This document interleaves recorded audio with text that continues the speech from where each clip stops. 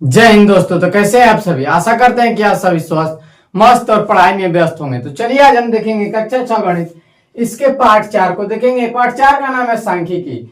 इस वीडियो में हम अभ्यास 4D को हल करेंगे। तो चलिए देखते हैं पहला प्रश्न क्या पूछा है। पहला प्रश्न देखिए, ये इस प्रकार से कुछ आरेख खींचे गए हैं, यानी कि दंड आरेख को बनाया गया है। ठीक है, देखिए क्या कह रहा है। उपयुक्त दंड आरेख को देखिए जो मोहित द्वारा वार्षिक परीक्षा में विभिन्न विषयों में प्राप्त किए गए अंकों को प्रदर्शित करता है। मोहित द्वारा ये विभिन्न विषय के प्राप्त अंक हैं। ठीक है ना, इसको लिख लेते हैं, विषय में प्राप्त अंक है, लिख लेते हैं इसको। चलिए, विषय के प्राप्त अंक है, ठीक ना। अब देखिए इसमें प्रश्न पहला क्या पूछा है, उत्तर यहां से हम लिखेंगे इन लोग इसका, क्योंकि नीचे लिखेंगे तो दिखेगा नहीं। यह दंड आरेख क्या सूचना प्रदर्शित करता है? तो ये जो दंड आरेख आपको दिख रहा है वो सूचना क्या प्रदर्शित करता है? तो ये जो दंड आरेख है विषय को देखिए, विषय के अंकों को बताता है। तो लिखेंगे यह जो दंड आरेख है विषय के अंकों को, यानी कि विषय में कितने प्राप्त अंक किया है, अंक कितना प्राप्त किया उसको प्रदर्शित करता है। तो विषय के प्राप्त अंकों को यानी कि ये जो दंड आरेख है विषय के प्राप्त अंकों को प्रदर्शित करता है। दूसरा देखिए क्या है, दूसरा है किस विषय में मोहित ने अधिकतम अंक प्राप्त किए हैं। तो देखिए सबसे बड़ा गणित का दिख रहा है, तो गणित का लगभग मान के चलिए 80 के सिधाई में, यानी सबसे बड़ा है। अगर विज्ञान का भी देखेंगे तो विज्ञान का भी है, मगर इससे थोड़ा सा नीचे है। तो सबसे पूछा है प्रश्न कि किस विषय में मोहित ने अधिकतम अंक प्राप्त किए हैं, तो आप लिखेंगे उत्तर गणित में।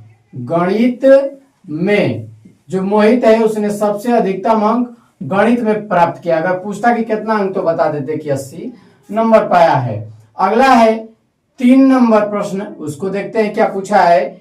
किस विषय में न्यूनतम अंक प्राप्त किया है, सबसे कम किस में अंक प्राप्त किया है। तो देखिए सबसे कम दिख रहा है छोटा, सामाजिक विषय का ही, सामाजिक विषय का ही सबसे छोटा दिख रहा है। तो हम लिख देंगे उत्तर में सामाजिक विज्ञान, सामाजिक और विज्ञान। सामाजिक विज्ञान में मोहित ने सबसे कम अंक प्राप्त किए हैं। अब पूछता कि कितना अंक प्राप्त किए होते तो बता देते। चौथा देखिए प्रश्न क्या है कि प्रत्येक विषय के नाम और प्राप्त अंकों को लिखिए। तो चलिए इसको भी हम कर लेते हैं। तो प्रत्येक विषय के नाम, तो अंग्रेजी हिंदी है पहले, तो हिंदी से शुरू करते हैं। तो हिंदी में कितना पाया है 60, लिख लेंगे हिंदी। हिंदी लिख के इसके सामने हम लिख लेंगे 60 अंक पाया है, ठीक है ना। उसके बाद अंग्रेजी है, तो चलिए अंग्रेजी लिख लेते हैं। अंग्रेजी, अंग्रेजी में कितना पाया है इसको भी देख लेते हैं। तो ये रहा अंग्रेजी का लगभग, यानी कि 60 के नीचे, यानी 60 और 50 के बीच का पाया, इसका मतलब 55 अंक मान के चलते हैं कि 55 अंक को पाया है। आगे की कौन सा विषय है, आगे है गणित का विषय। गणित, चलिए गणित में ही सबसे ज्यादा अंक पाया है, ठीक ना, क्योंकि अभी हमने उत्तर दिया है। तो गणित में कितना पाया है, तो देखो गणित में मोहित ने पाया है 80 अंक पाया है, तो 80 लिख लीजिए। उसके बाद है विज्ञान, लिख लेते हैं विज्ञान। विज्ञान में कितना अंक पाया है इसको भी देख लेते हैं, इसको भी इसके सिधाई में मिला लेंगे, देखेंगे तो लगभग 70 और 80 के बीच में, इसका मतलब कि 70 और 80 के बीच में है तो 75 लिख लेंगे। अगला बचा सामाजिक विज्ञान। सामाजिक विज्ञान, देखिए सामाजिक विज्ञान में कितना पाया है इसको भी देख लेते हैं। तो सामाजिक विज्ञान में 50 अंक पाया है, इसको पहले से भी मिलाए हैं। तो सामाजिक विज्ञान में उसने कितना अंक पाया है 50 अंक, तो 50 अंक लिख लेंगे। ये इस प्रकार से इसके उत्तर हो जाएंगे। आगे देखिए क्या है, दिया है 2 नंबर प्रश्न। निम्नांकित आरेख वर्ष 2000 से 2004 में सरकार द्वारा खरीदे गए गेहूं की मात्रा दर्शाता है, यानी कि सरकार द्वारा खरीदे गए गेहूं की मात्रा को दर्शाता है कि वर्ष 2000 से 2004 तक, ठीक ना। उपयुक्त दंड आरेख पर आधारित निम्नलिखित प्रश्नों के उत्तर दीजिए, यानी जो प्रश्न पूछे गए हैं उसका उत्तर देंगे। इसका भी उत्तर हम यहां से देंगे, ठीक है ना, इसी में देते चलेंगे। चलिए देखते हैं। इस आरेख का पैमाना क्या है? तो पैमाना पहले ही लिख दिया है कि पैमाना क्या है, 1 सेंटीमीटर, यानी 1 सेमी बराबर पैमाना क्या माना है, 5000 टन माना है, 5000 टन। यहाँ पे देखिए 0 से 5, इसका मतलब इनके बीच का गैप कितना, 1 सेंटीमीटर है, जिसको 5000 टन माना है। ठीक ना, तो हर जगह पे वही चीजें हैं। कहीं देखिए यहाँ पे 5, यहाँ यहाँ यहाँ यहाँ हर जगह 5 जो है बीच की जो दूरी है 1 सेंटीमीटर है, और इसको 5000 टन है ना, 1 सेंटीमीटर बराबर 5000 टन माना है। इस आरेख का पैमाना क्या हो गया? 2 नंबर, किस वर्ष में गेहूं की अधिकतम मात्रा खरीदी गई और कितनी? तो अधिकतम देखिए सबसे बड़ा देखने से 2 लग रहा है, एक ये और एक ये, तो देखिए सबसे बड़ा तो यही लग रहा है भाई, क्योंकि इससे भी बड़ा है। तो अधिकतम मात्रा किस वर्ष में खरीदी गई है? तो वर्ष 2004 में, वर्ष 2004 में अधिकतम मात्रा खरीदी गई है गेहूं की। कितनी खरीदी गई ये भी पूछा है, तो लिखा है 30 का मतलब कि 30,000 टन। क्या कितना? 30,000, इकाई दहाई सैकड़ा हजार 10,000, 30,000 टन खरीदी गई है। ठीक है ना, आगे है तीसरा प्रश्न को हम देखते हैं कि तीसरा प्रश्न क्या पूछा है, किस वर्ष में गेहूं की न्यूनतम मात्रा खरीदी गई है? यानी कि ऐसा कौन सा वर्ष है जिसमें सबसे कम गेहूं खरीदा गया है? तो देखिए वर्ष 2000 सबसे छोटा दिख रहा है। ठीक ना, तो आप लिख लेंगे वर्ष 2000 में, वर्ष 2000 में सबसे कम गेहूं खरीदा गया है। आगे है 4 नंबर प्रश्न, वर्ष 2000 में गेहूं की कितनी मात्रा खरीदी गई है? देखिए 15, इसका मतलब 15,000 टन खरीदी गई है, बस 15,000 टन।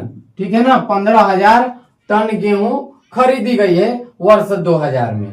बढ़ते हैं प्रश्न संख्या 3 की तरफ।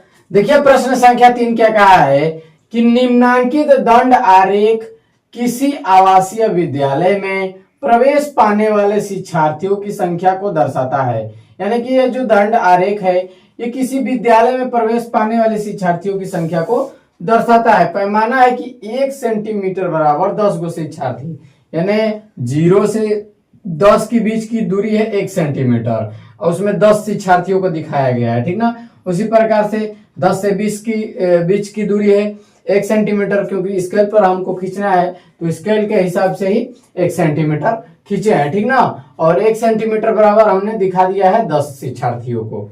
आइए देखते हैं प्रश्न क्या कहा है, नीचे पढ़ लेते हैं। उपयुक्त दंड आरेख के आधार पर निम्नलिखित प्रश्नों के उत्तर दीजिए। तो प्रश्न क्या कहा है, पहला प्रश्न हमसे बोला है कि वर्ष 2001 में शिक्षार्थियों की संख्या कितनी थी? तो वर्ष 2001 ये रहा। अब मिला लेते हैं कि कहाँ ये मिल रहा है। तो देखिए वर्ष 2001 में शिक्षार्थियों की संख्या 40 थी, तो लिख लेंगे वर्ष 2001 में शिक्षार्थियों की संख्या 40। ठीक ना, इसका उत्तर हो जाएगा 40। दूसरा प्रश्न देखते हैं क्या कहा है, वर्ष 2002 में शिक्षार्थियों की संख्या वर्ष 2001 के शिक्षार्थियों की संख्या से कितनी अधिक है? तो 2002 में बताना है। तो देखो 2001 और 2002 में कितने शिक्षार्थी हैं? तो 2002 में 60 शिक्षार्थी हैं। तो हम क्या करेंगे, वर्ष 2002 के शिक्षार्थी माइनस वर्ष 2001 के शिक्षार्थी, यानी कि वर्ष 2002 में जितने शिक्षार्थी हैं उनको हम 2001 में जितने भी शिक्षार्थी हैं उनमें से घटा लेंगे तो पता चल जाएगा कि कितने अधिक हैं थे।